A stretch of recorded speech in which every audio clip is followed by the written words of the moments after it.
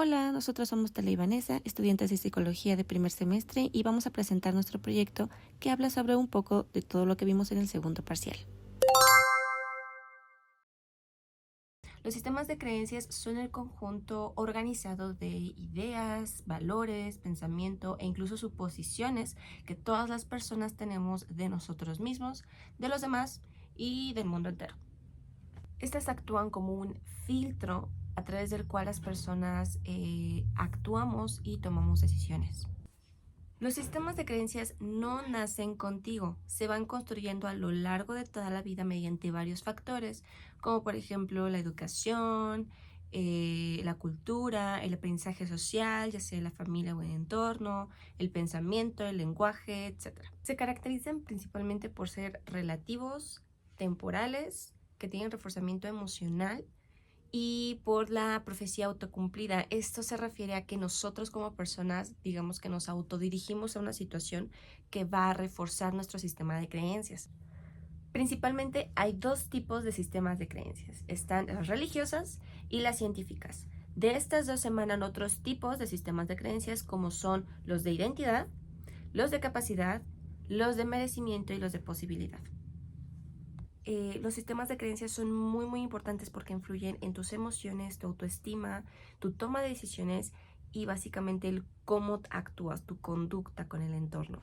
Y se relacionan mucho con la construcción de la identidad porque precisamente determinan el quién eres o el quién piensas que eres. Ese tema lo vamos a ver a continuación. Ahora vamos a hablar sobre la identidad colectiva. Y bueno, para empezar, debemos de saber lo que es la identidad. La identidad es lo que define a una persona, como lo son sus ideas, sus valores y su forma de ser. La identidad colectiva es todo eso mismo, pero aplicado a un grupo de personas. Es decir, que son las características, creencias y formas de pensar que comparten. Dentro de la epistemología esto es importante, porque el conocimiento también se construye en grupo, no solo de manera individual. Algunos elementos de la identidad colectiva son el sentimiento de pertenencia, la cultura compartida, la memoria histórica, los símbolos y rituales, la interacción y los objetivos en común, y también lo que es el territorio y los espacios. Todos estos elementos nos ayudan a que las personas se identifiquen como parte de un grupo. Ahora, es importante entender cómo se construye la identidad colectiva, y es porque esto nos ayuda a entender por qué pensamos, cómo pensamos y de dónde es que vienen nuestras ideas. Además, esto se relaciona con la construcción del conocimiento, ya que lo que consideramos verdadero muchas veces depende del grupo al que pertenecemos. ¿Qué es el conocimiento? Es la capacidad humana para comprender, interpretar y recordar información sobre la realidad. ¿Cómo se construye? Se construye mediante un proceso activo y gradual de interacción entre un sujeto y el objeto de estudio combinado experiencia sensorial, razonamiento lógico y contexto social. Sus características principales es que es ficcional y dinámico, interdisciplinario, funcional, procedimental y declarativo. También tiene diferentes tipos: el matemático, intuitivo, afectivo, analítico y el sintético. La construcción del conocimiento impulsa el desarrollo individual y social, permitiendo a las personas transformar su realidad, resolver problemas complejos y adaptarse a cambios. Utiliza el método científico como el proceso sistemático, riguroso y ordenado para obtener, validar y corregir saberes sobre la realidad. Ok, ahora vamos a ver lo que es el método científico, pero antes es muy importante conocer un tema que es la relación entre el sujeto, el objeto y el método. ¿Por qué es importante conocer sobre esta relación? Porque esta relación garantiza que nuestra investigación sea coherente, válida y que realmente sea científica. No son elementos aislados, funcionan como un sistema completo. Ahora bien, vamos a ver qué es el sujeto, el objeto y el método respectivamente.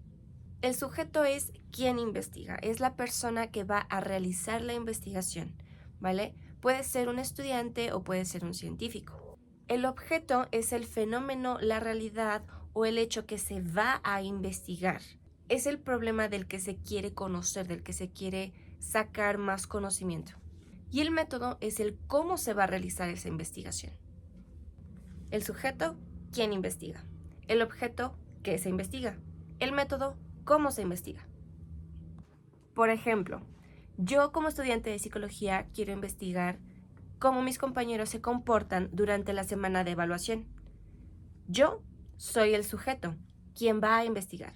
Mi equipo, bueno, mis compañeros son el objeto, quienes son investigados. Y mi método van a ser cuestionarios. La relación de estos tres elementos se caracteriza principalmente por ser dinámica, por ser recíproca y por ser interdependiente. La relación de estos tres elementos es de suma importancia y fundamental principalmente para las ciencias sociales, porque las ciencias sociales suelen ser más complejas y cargadas de significado. El aplicar la relación de estos tres elementos es fundamental para poder investigar de forma profunda, responsable y clara. El método científico regula la conexión entre estos tres para que el conocimiento generado sea objetivo, sistemático y comprobable sobre todo. Ahora sí, ¿qué es el método científico? El método científico es un proceso ordenado, sistemático y lógico que se utiliza para investigar fenómenos y obtener conocimiento confiable y comprobable. Ahora voy a explicar la estructura del método científico. Este método está formado por una serie de pasos que nos ayudan a investigar de manera clara, ordenada y confiable. El primer paso es la observación, que esta consiste en identificar algo que nos llama la atención o que queremos entender mejor. Sigue el planteamiento del problema, donde se formula una pregunta clara sobre de lo que queremos investigar. Viene la hipótesis, que es una posible respuesta o explicación que se propone antes de comprobarla. La experimentación, donde se realizan pruebas o experimentos para verificar si la hipótesis es correcta. Después se realiza el análisis de resultados, en el cual se revisa toda la información obtenida durante el experimento. Se llega a la conclusión, donde se determina si la hipótesis se acepta o se rechaza. Es importante mencionar que este proceso no siempre es completamente lineal, ya que en algunos casos se pueden repetir ciertos pasos para obtener resultados más precisos. También permite que muchas más personas puedan repetir el proceso y comprobar estos resultados, lo que hace que el conocimiento sea más confiable. Un estudio de los efectos de la meditación mindfulness en la reducción de estudiantes de colegio, por Jon Kabat-Zinn. El estudio investiga si la práctica de la meditación mindfulness reduce los niveles de estrés en estudiantes universitarios. El sujeto es Jon Kabat. El objeto es el estrés de los estudiantes y el método, la escala de percepción del estrés. La observación que está en amarillo detecta que muchos estudiantes presentan altos niveles de estrés académico. El planteamiento que está en azul es ¿la meditación mindfulness reduce el estrés en los estudiantes? Lo que se busca aquí en este planteamiento es saber si realmente la meditación mindfulness reduce el estrés en los estudiantes universitarios. La hipótesis que está en rosa, que los estudiantes que practican mindfulness presentarán menores niveles de estrés de aquellos que no lo practican.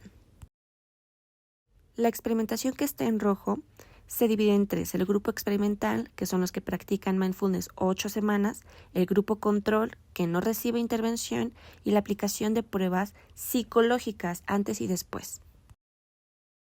Ahora bien, el análisis de resultados que está en verde utilizó la estadística para comparar los resultados de ambos grupos.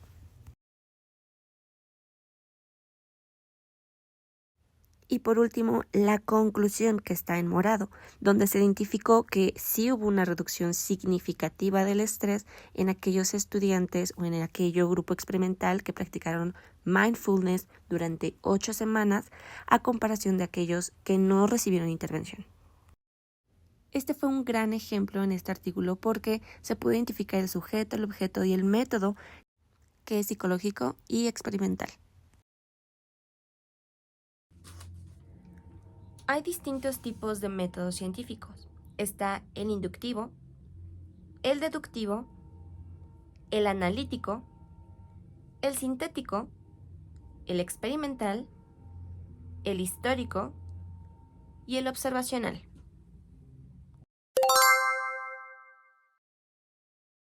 Para concluir, es muy importante conocer todos estos temas, ya que nos ayudan a entender cómo funciona la ciencia y cómo se construye el conocimiento.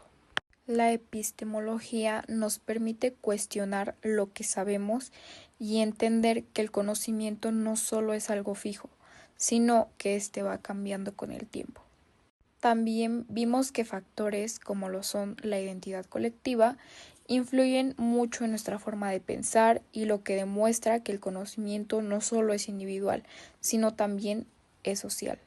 En resumen, todos estos temas son muy importantes porque nos ayudan a comprender mucho mejor la ciencia y el objetivo del método científico, que es explicar la realidad de la manera más clara y precisa posible.